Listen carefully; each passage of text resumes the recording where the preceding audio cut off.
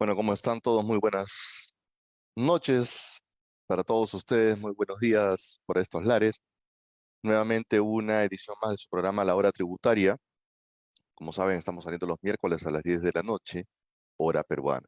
El día de hoy vamos a hablar sobre un tema, aunque también como siempre tenemos una introducción a algunas cositas que van saliendo en la semana. Y es bueno que de alguna manera también las tratemos o por lo menos las mencionemos. Muy buenos días, o perdón, muy buenas noches a todos aquellos que se están enlazando en este momento. Como siempre, nuestro agradecimiento a Estudio McDowell Isla y Asociados, al Estudio Ribeiro MDL Asociados y a Tributación Práctica, así como a Lucio Garro y a su equipo. Gracias, Carla, por acompañarnos también el día de hoy en el soporte de, el programa. Interesante esta semana, la próxima semana estamos viendo un tema también picantoso. CIRE, ya les comentaremos novedades. Hasta el momento no se ha dado ninguna prórroga. Ya rajaremos del CIRE la próxima semana. Han habido diversos alcances que nos han llegado respecto de fallas en el CIRE. eh, y tendremos que, de todas maneras, hacer un programa la próxima semana para poder ver algunos aspectos vinculados al CIRE y los problemas que están habiendo. Eh, Dicho esto, vámonos a la presentación del día de hoy. ¿Me confirman, por favor, si se visualiza? Sí, correcto, sí se visualizan. Gracias.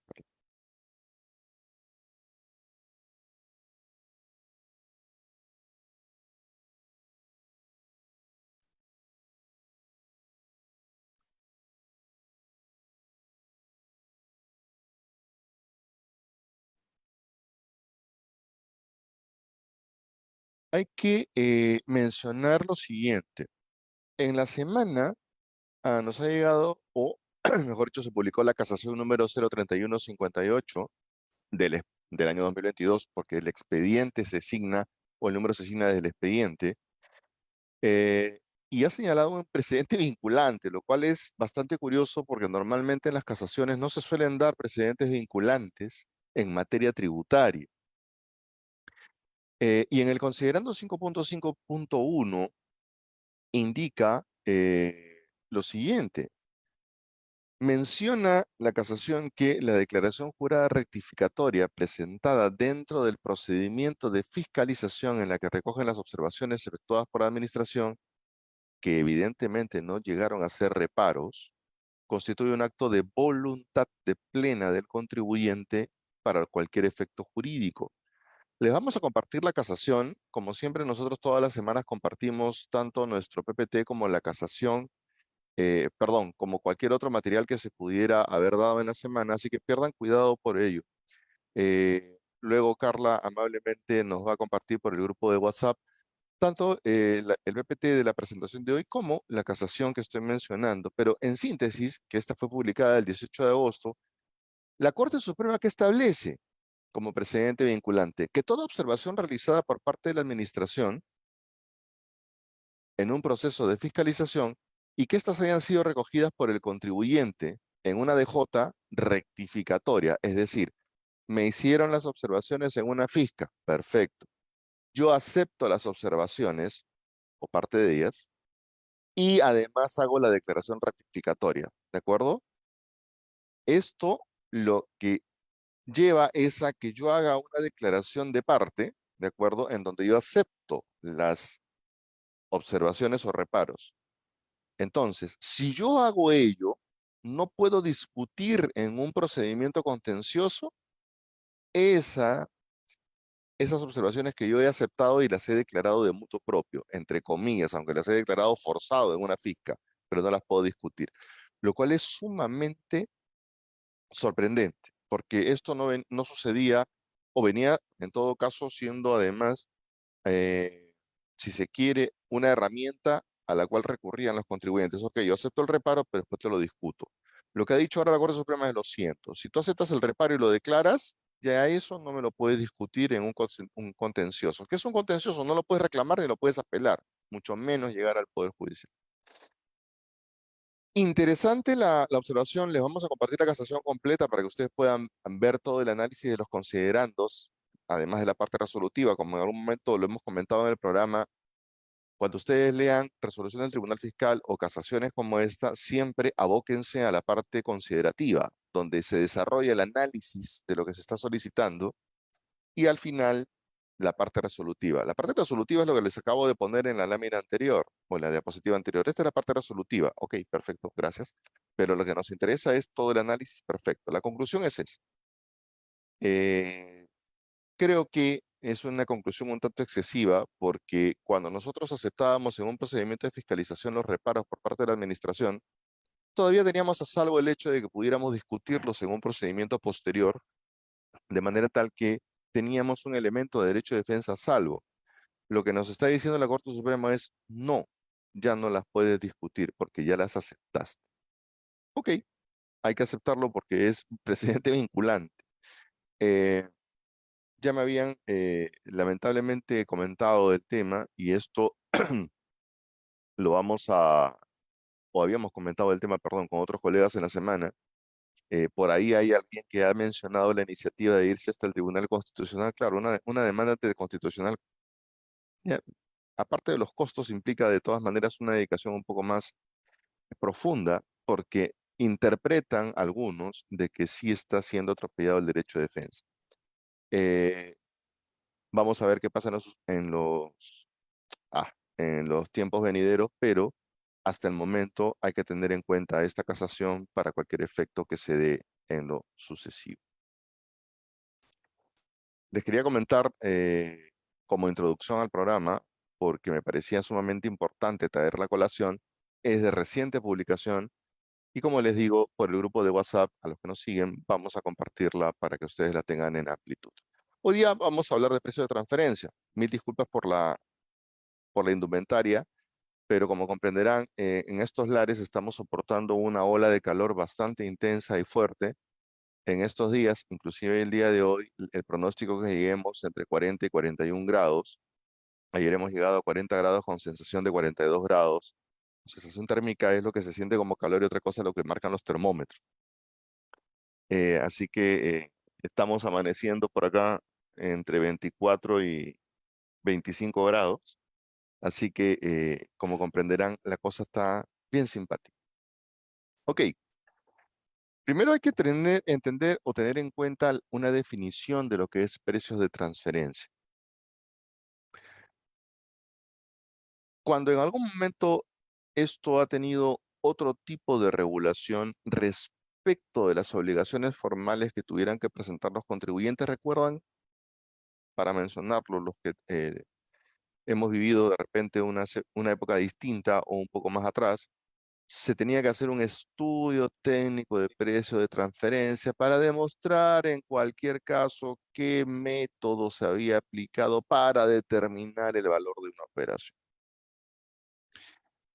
Los precios de transferencia finalmente son aquellos precios que establece cualquier entidad o entidades para poder efectuar transferencias de bienes, servicios, propiedad, pero que en este caso se refiere a aquellas transacciones entre partes vinculadas. Puede ser inclusive que se encuentren en diferentes jurisdicciones fiscales, puede ser que estén en distintos países.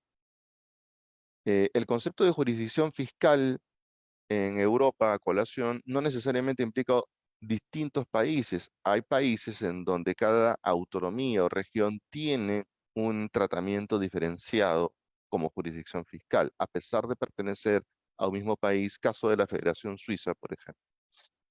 En España, que son regiones autonómicas, también existen matices tributarios por autonomías. El objetivo principal, entonces, de estos precios, ¿qué cosa es?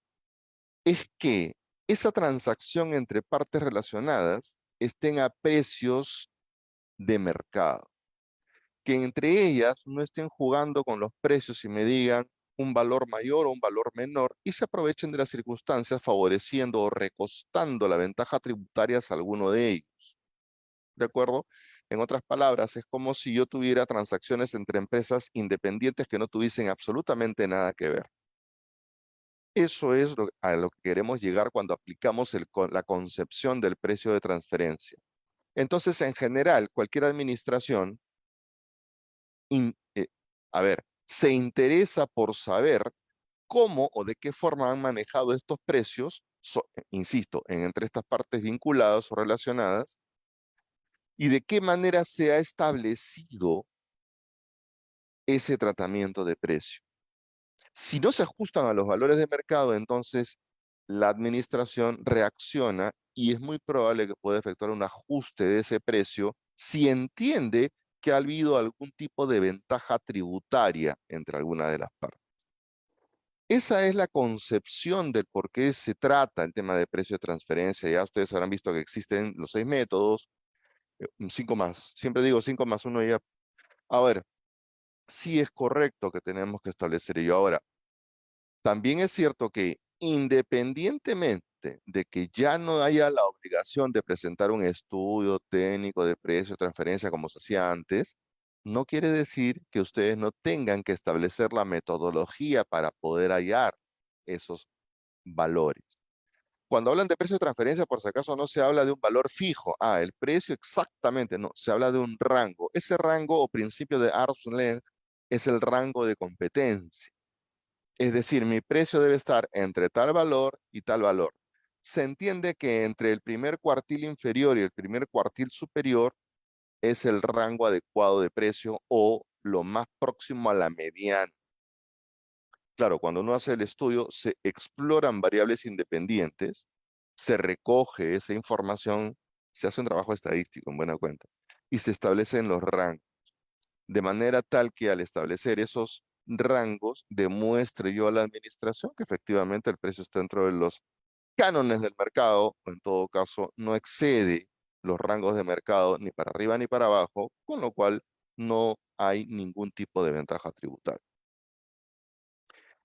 Entonces quiere decir que, y esto en algún momento lo he conversado y también me parece haberlo mencionado en el programa anteriormente, cuando se establecen estos rangos, y si bien es cierto, ya no existe el estudio técnico, llámenlo informe, llámenlo análisis, llámenlo como quieran, la recomendación siempre va a ser tengan un documento en donde recostar lo que ustedes informan, porque cuando ahora que vamos a ver las declaraciones, en esas declaraciones que las voy a mencionar, sí se tiene que indicar qué tipo de método han aplicado para poder establecer ese rango de competencia. Entonces, sin perjuicio de que se llame estudio, hay algún tipo de documento al que ustedes tienen que recurrir. ¿Por qué insisto en ello? Porque muchos, cuando se acercan a mí para poder hablar de precio de transferencia, me dicen, no, pero ya no hay obligación del estudio.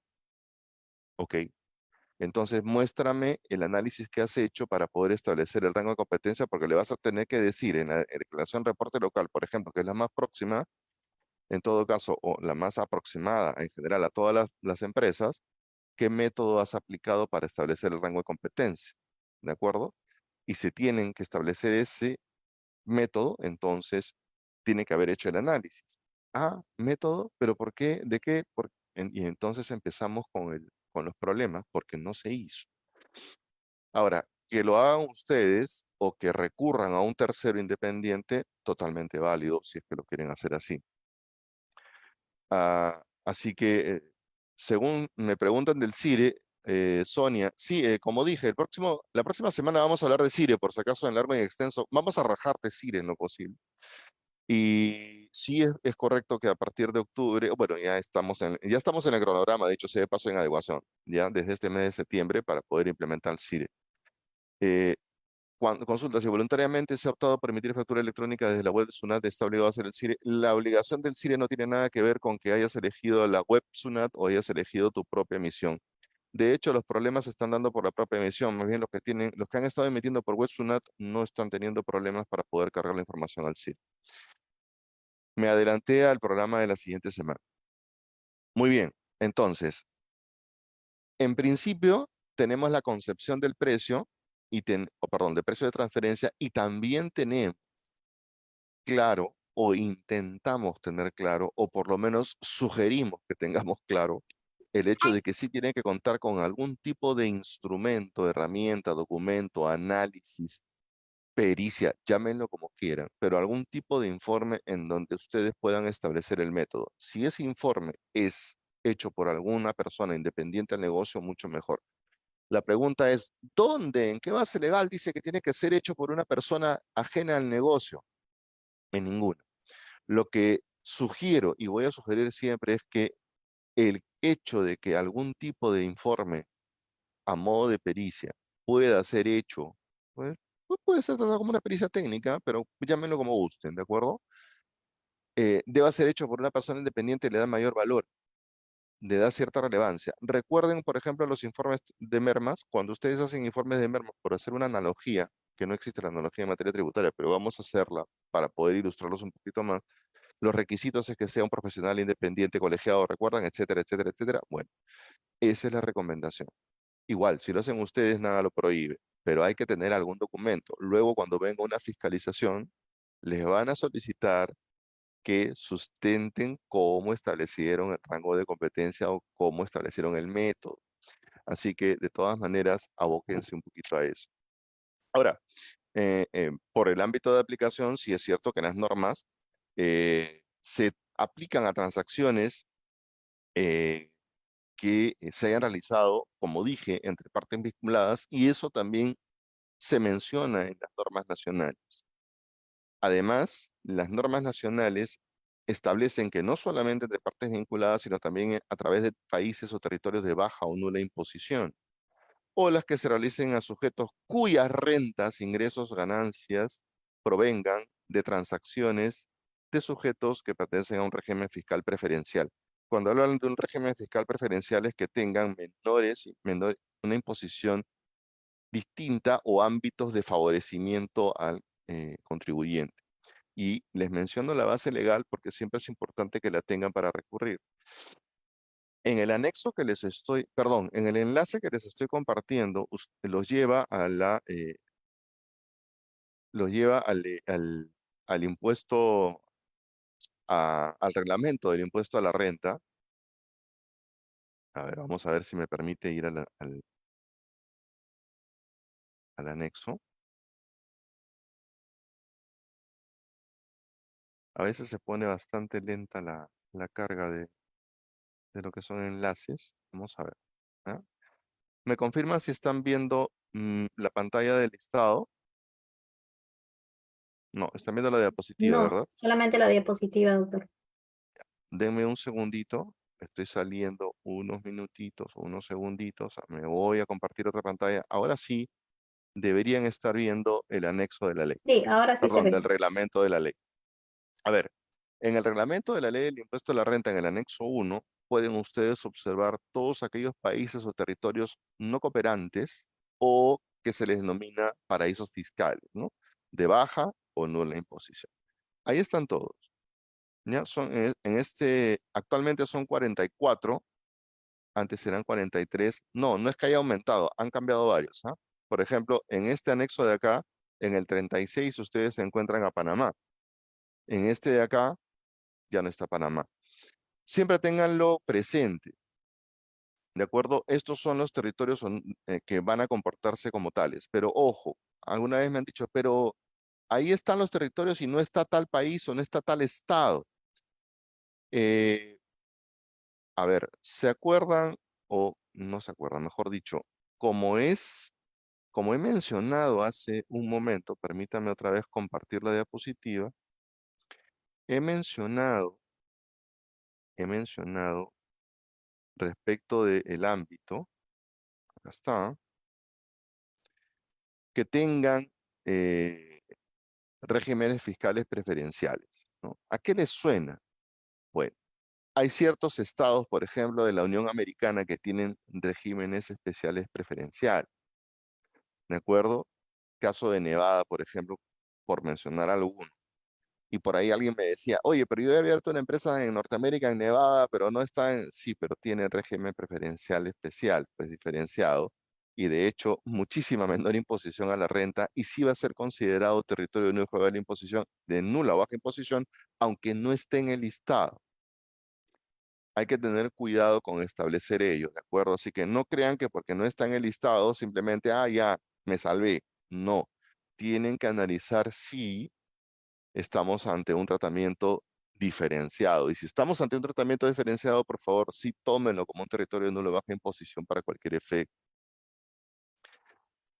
¿Qué son partes vinculadas? Ya esto se ha hablado en extenso. ¿Dónde tienen las partes vinculadas? En el numeral P del artículo 32 de la ley. ¿Se acuerdan todo lo que es partes vinculadas por vínculo consanguíneo, por ejercicio de directores similares, por gerentes similares, por porcentaje de participación en el accionariado, tipo 30? Esto está en extenso en ese artículo de la ley y ustedes lo pueden tener a mano en cualquier momento y ahí van a tener que volver a afianzar el hecho de si es que estamos hablando de vinculados o no, ¿de acuerdo? Y más en algún momento lo hemos tratado. ¿Qué tipos de declaraciones existen actualmente? Hay tres declaraciones. Antes era una sola, ahora son tres. Reporte local, reporte maestro y país por país. Esas son las tres declaraciones informativas. Y por ahí otra vez va a saltar la discusión sobre el tema. Una cosa es determinativa o declarativa de determinación y otra cosa es informativa. ¿Por qué lo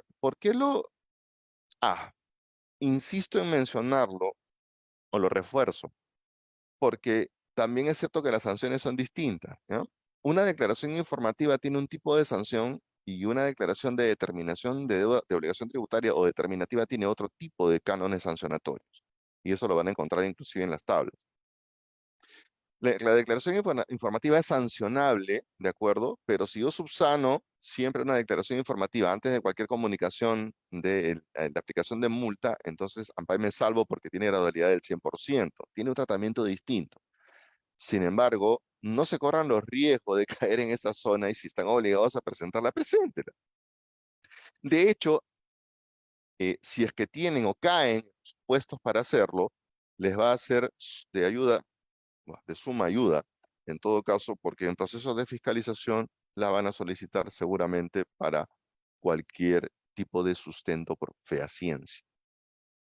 Cuando hablamos de la declaración reporte local, ¿quiénes están obligados? Los contribuyentes que superen las 2.300 UITs de ingresos anuales, ¿de acuerdo? Aquellos que tuvieran ese volumen de ingresos respecto de las transacciones que generen rentas grabadas y o costos o gastos deducibles para la determinación del impuesto. O sea, pasas de 2.300 UITs y debes presentar anualmente la declaración reporte local. Ahora, quienes se encuentran obligados a presentar el anexo 1 de esa resolución, porque esa resolución tiene 4 anexos, ¿de acuerdo? Ok, pasé las 2.300 UITs de ingresos devengado. Devengado quiere decir que el ingreso ha sido reconocido en el ejercicio, no necesariamente cobrado, ¿ya? A eso se refiere la palabrita.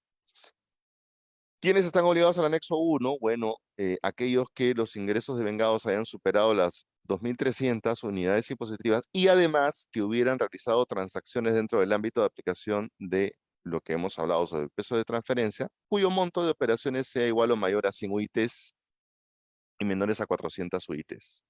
Eh, buena cuenta. ¿Superaste las 2.300? Sí. ¿Y has hecho operaciones que superen esos montos de 100 UIT o 400 UITs en el año? Sí, también. Ah, perfecto. Presentas el anexo 1. No, pero yo he superado las 400 UITs de intercambio con alguna parte vinculada o con un territorio de nula o baja imposición. Ah, presenta los 4 anexos. ¿De acuerdo? Si tú superas las 400 UITs, presentas todos los anexos.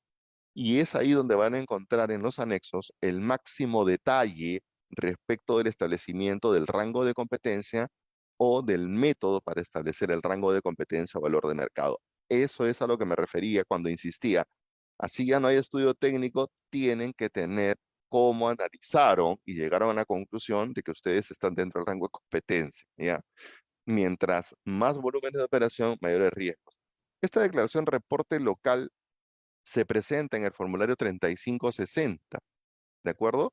En ese formulario van a poder van a poder efectuar las formalidades declarativas. Ahora bien, sea cual fuere el monto de operaciones, sea cual fuere, e incluso si fueran menores a 100 UITs, se encuentran obligados a presentar la declaración los contribuyentes cuyos ingresos devengados correspondientes superen las 2.300 UITs. De todas maneras lo van a tener que presentar, ¿de acuerdo? Eso es lo que les están indicando en la norma. Cuando las transacciones consistan en enajenación de bienes cuyo valor de mercado sea inferior al costo computable. ¿Se acuerdan las reglas de costo computable? Si misteriosamente yo he hecho transacciones en donde mis, eh, mi costo computable entre vinculados, mejor dicho, el valor de transacción, el valor de compraventa ha sido menor a 2.300, perdón, al costo computable, entonces estoy en la obligación de presentar la declaración informativa de reporte local, formulario 3560. Esta declaración ya fue o debió haber sido presentada en junio de este año precisamente, estuvo fijado el cronograma de vencimientos.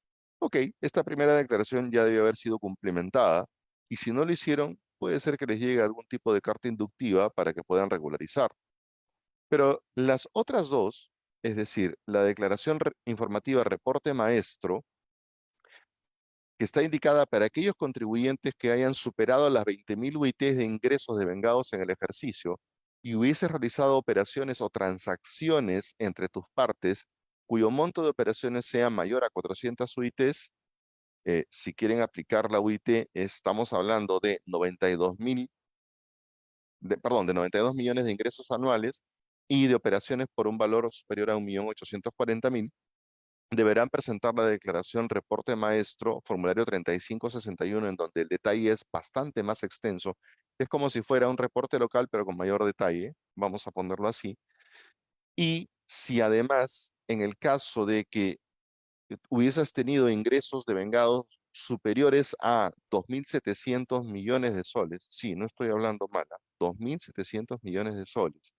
Además, seas matriz de grupo multinacional domiciliado en el país y además el contribuyente domiciliado hubiera sido designado por el grupo como matriz representante o concurran alguna o varias de las condiciones establecidas en los numerales 1 y 3 del artículo 116 del reglamento de la ley del impuesto a la renta, estás obligado a presentar esa declaración reporte país por país.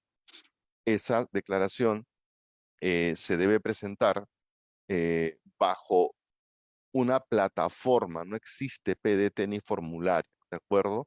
Por si acaso, se presenta a través del sistema AEOI, el cual debe ser utilizado a partir, debe ser, está siendo utilizado, perdón, a partir del 1 de octubre del 2019, y esta declaración debe contener la información señalada en los anexos 3 y 4 de la Resolución de Superintendencia 163-2018. Esas declaraciones tienen todavía cronograma de vencimiento para el mes de octubre de este año. ¿De acuerdo? Ese es el cronograma de vencimientos de ambas declaraciones, tanto del reporte maestro como la declaración informativa país por país. Así que todavía, si tuviesen casos que se enmarcan dentro de estas dos últimas, perdón, declaraciones, todavía están a tiempo de presentarlo.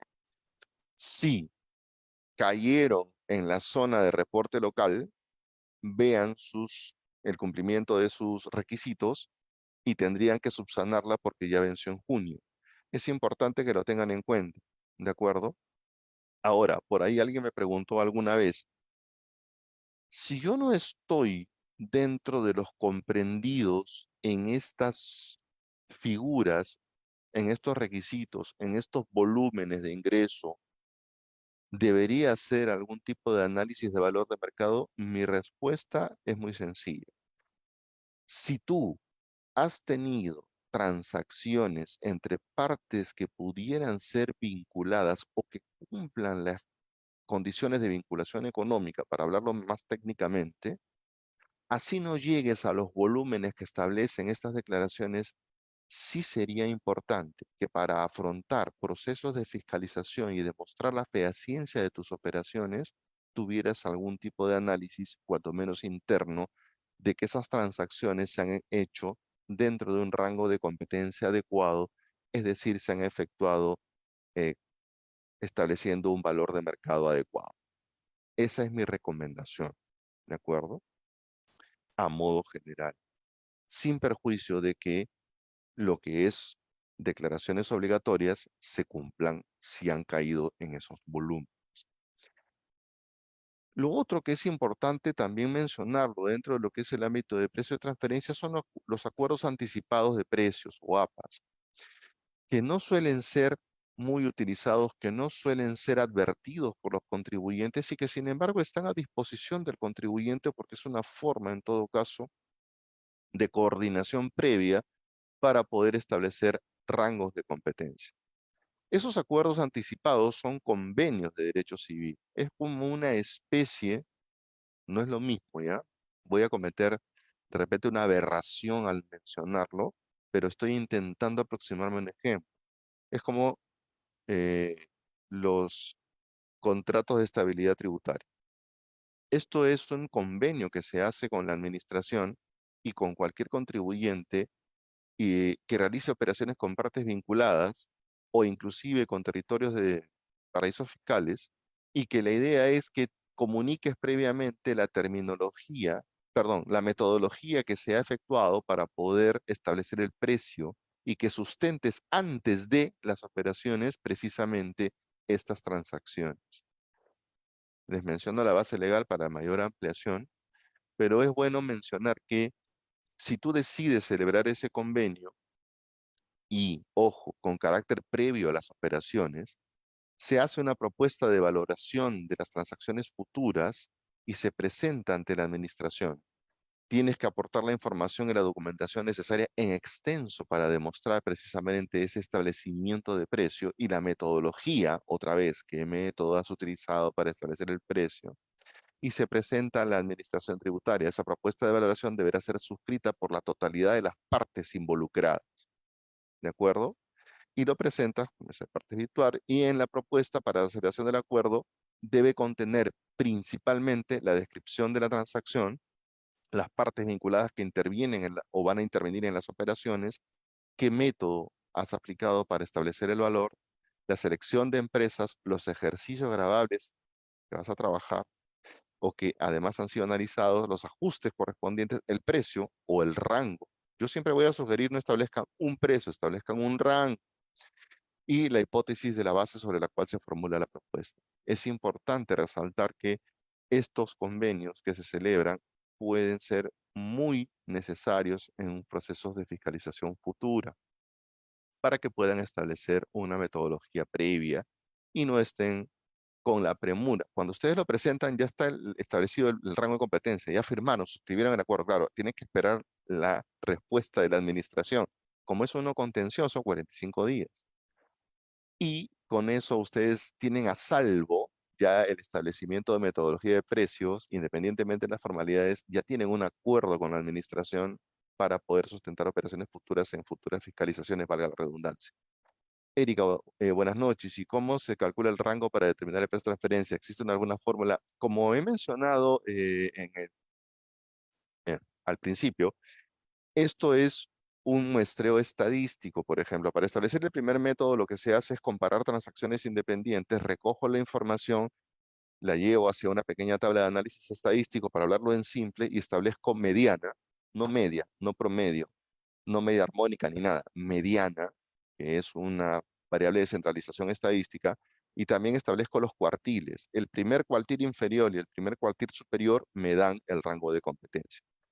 Es la fórmula o la forma como se establece por lo general, pero hay otros métodos. Por eso es que hablo solo de uno, en este caso por el tema estadístico, pero también existe otros métodos y tendríamos que analizar cuál es el método que estaría siendo aplicado dependiendo de la transacción. No podemos hablar de, en general, es así. ¿Por qué? Porque también puedo establecer los rangos por el margen neto transaccional y ahí tendría que comparar el margen neto transaccional de una entidad similar a la mía contra otras entidades similares, ¿no? Para poder establecer el rango. Ya no es una recolección de comparación o en todo caso no es una recolección de información respecto a transacciones similares, sino es muy distinto. Así que eso va a depender en todo caso del tipo de transacción y la elección del método para poder trabajar. Ese es el punto. Los acuerdos anticipados de precios se aplicarán al ejercicio laboral en curso al que hayan sido aprobados y durante los 3 años grabables posteriores. Eso es un dato importante que tiene que tomar en cuenta. Yo presento el 2023, si me lo aprueban el 23, sí, todavía, por ejemplo, si alguien lo presentase ahora, está a tiempo de ser aprobado, se aplican 23, 24, 25 y 26. Hasta ahí se aprueban esos acuerdos, se aplican en todo caso, para que ustedes lo tomen en cuenta. Es una herramienta que no es muy común de ser utilizada, pero deberían explotarla al máximo para que ustedes puedan aprovechar el hecho de que sí existe una forma previa de poder trabajar, en todo caso, precio de transferencia cuando se trata de la administración tributaria. De nada, Erika. Si alguien tuviese alguna otra pregunta del tema.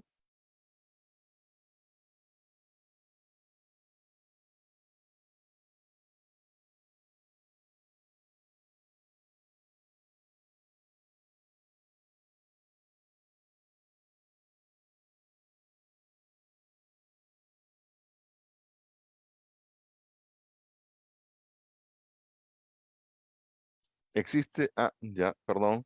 Ah, por el chat vos los estoy leyendo. Si alguien desea intervenir, encantado.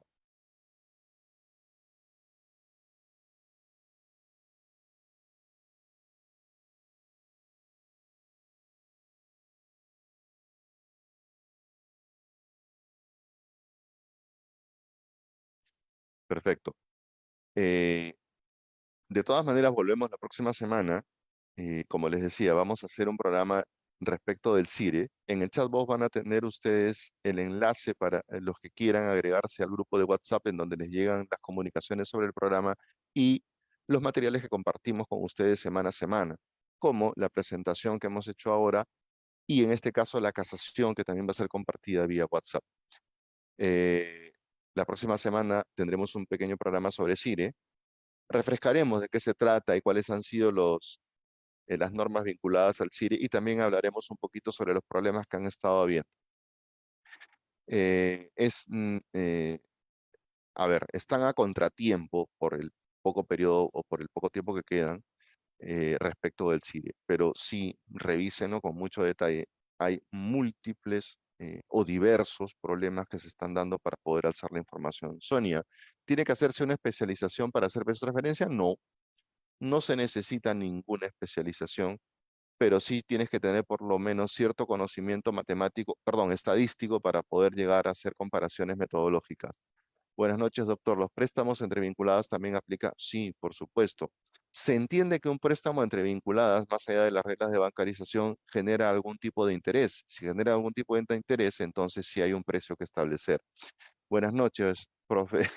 Hola, Crispín. Sería bueno unos casos prácticos de precio de transferencia. Les prometo un programa en donde hablaremos un poquito más y trataremos de hacer algún tipo de caso. Es bien extenso el trabajo de precio de transferencia para hacer un caso, bastante extenso. Voy a tratar de construir en todo caso un ejemplo muy chiquitito para que vean nada más los efectos de cómo se puede calcular. Porque el contador de la empresa dijo que él no podía hacerlo. Bueno, lamento mucho escuchar eso de un colega. Sí es posible hacerlo. Yo no tengo, a ver, muy aparte de ser colega, como muchos de los que están acá ahorita en el programa, el hecho de que yo tenga una especialidad de auditor no necesariamente me habilita para poder hacer un análisis de precio de transferencia, pero sí los conocimientos que hemos desarrollado y por supuesto la práctica también deberías poder hacerlo. Por eso dije, con conocimientos de estadística básica, no es complejo, pero es trabajoso, sí, sí lo es.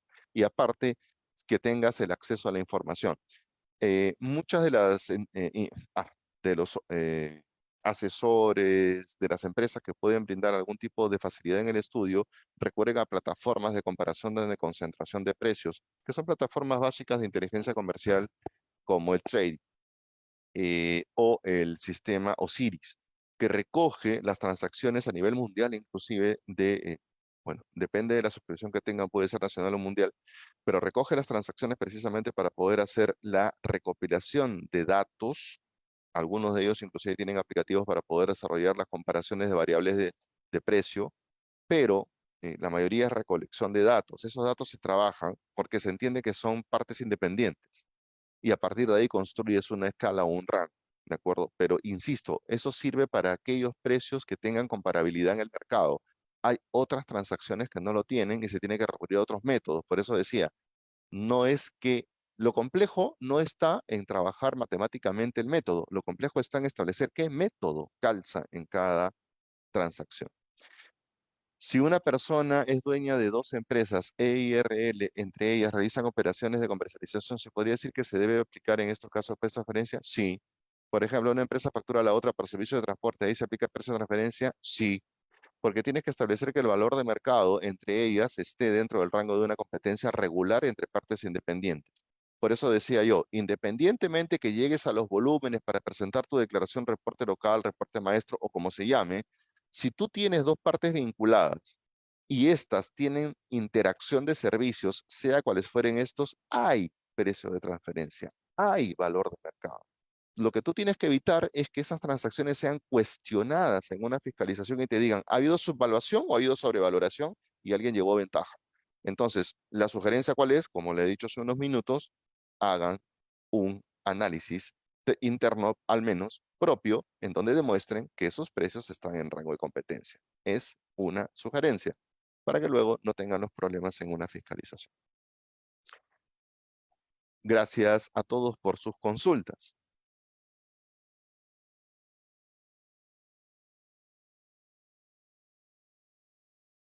Y si no hay otras más, como les decía, la próxima semana volvemos con el tema del CIRE y a rajar un poquito. Vamos a hacer un poquito de conversación de callejón para rajar del CIRE. Y además, siempre veremos qué otro tipo de norma se ha cruzado en nuestro camino en estos días. Desde Lleida, Cataluña, España, mi agradecimiento para todos y cada uno de ustedes por compartir con nosotros cada semana su programa La Hora Tributaria y por permitirnos llegar a ustedes con algunos tips o algunos temas de importancia que pudieran ayudarlos en el quehacer diario. Por mi parte, muchísimas gracias. Gracias también a Lucio Garro, a Carla, a todo el equipo que está siempre atrás en el soporte. Y como no, mi agradecimiento al estudio McDowell y Asociados, al estudio MD Rivero, MDL Asociados y a Tributación Práctica del Dr. Julio Ray. Mi abrazo cariñoso para todos y cada uno de ustedes, a quienes nos hemos cruzado en el ámbito de la docencia cuando lo he ejercido, porque por ahí veo algunos nombres y algunos rostros.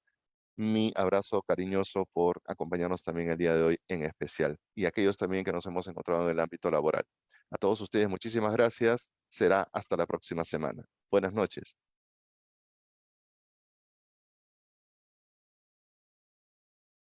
Muchas gracias, doctor. Buenas noches con todos.